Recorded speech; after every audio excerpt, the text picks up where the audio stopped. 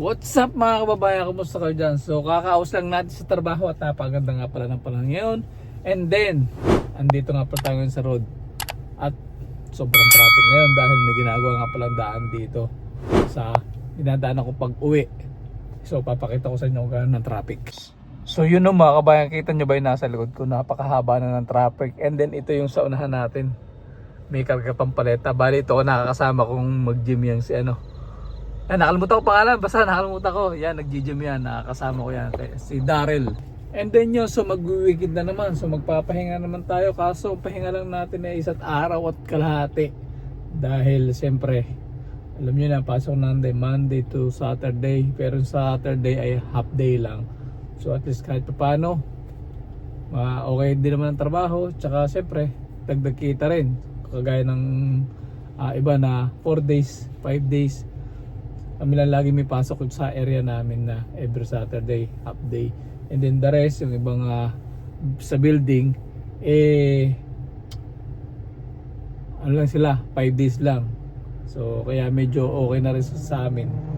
Dahil kahit paano may overtime, di ba?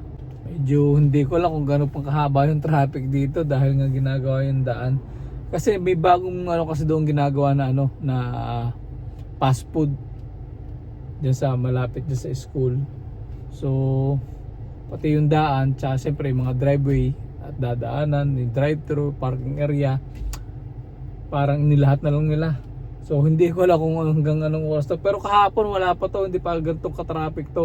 Wala, dire-diretso lang kahapon yung ano, yung takbo. Siguro mas ano nila, yung naabutan nila yung daan, kaya siguro talagang traffic na. So yun mga kababayan, so pagka nito, pag tayo nakalampas na rito, malapit na rin yung store, dadaan na rin tayo, bibili tayo ng gatas kasi ubos na yung gatas natin na soya milk nga pala ang ininom ko, tapos nilalagyan ko minsan sa ano, nilalagyan ko siya ng whey protein tsaka ng avocado. Napakasarap, napaka ano niya, creamy niya, sarap.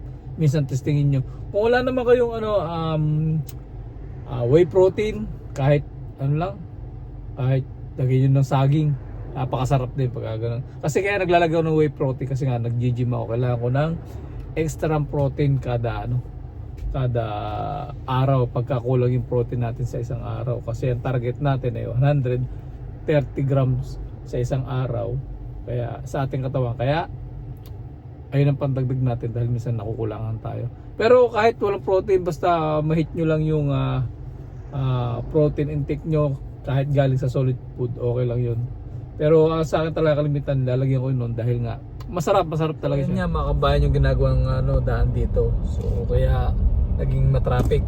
So siguro mga almost 15 o 10 minutes tayo nagantay. So kita nyo naman yung ano, yung daan dito. Ganun ka ano, kaayos pagka dito nagagawa ng daan. Bigayan na lang, magiging one way na nga lang pagka sobrang ano na, malawak na yung ginagawa nila.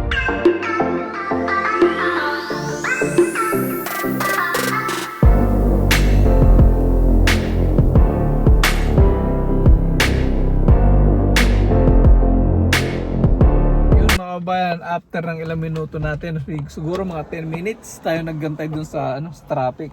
So dito na tayo sa store at mamimili nga pala tayo ng konting mabibili o kaya yung gatas na bibili natin. Siyempre kukulang muna tayo ng ating wallet. So mga kabayan, dito na tayo sa loob ng store. Diba? Sarap dito, napakalamig.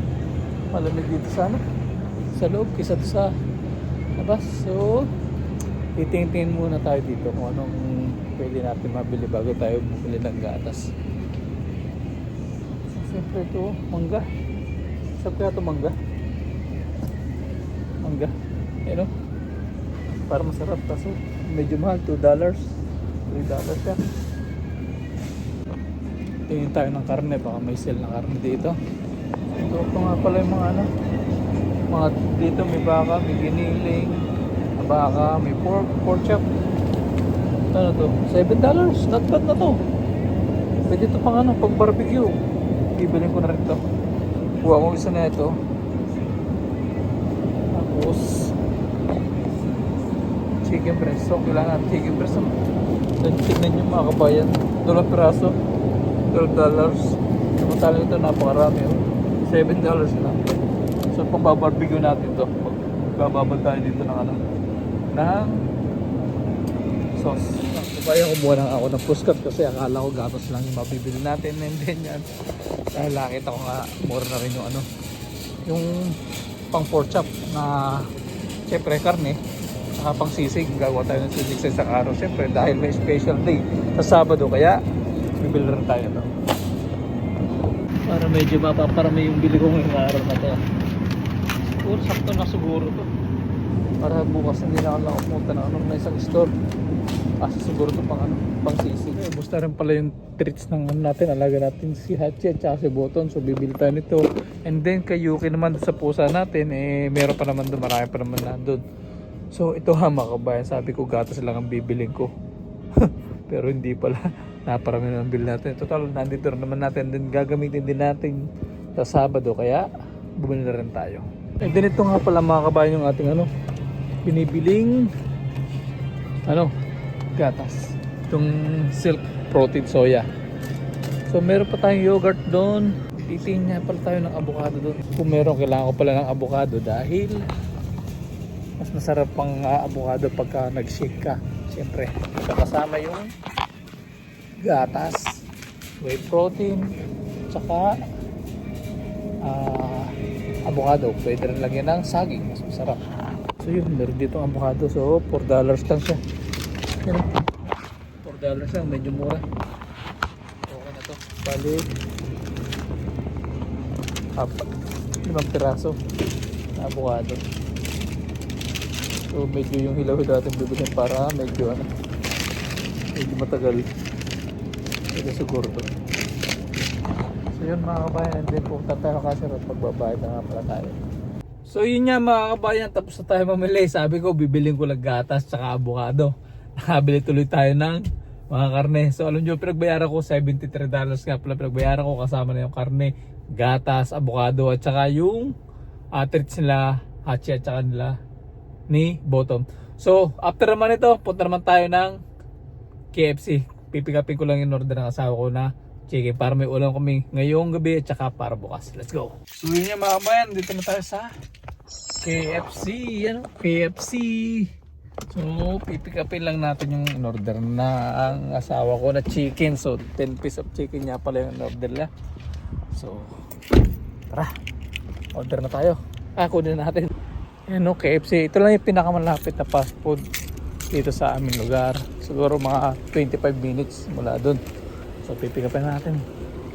Ito na nga mga kabayan, napikapin natin si KFC chicken. So pauwi na tayo, and then gutom na rin dahil napakabango ng chicken, bagong luto. So yun lang mga kabayan, ingat lagi, lalo sa ating mga OFW. Salute.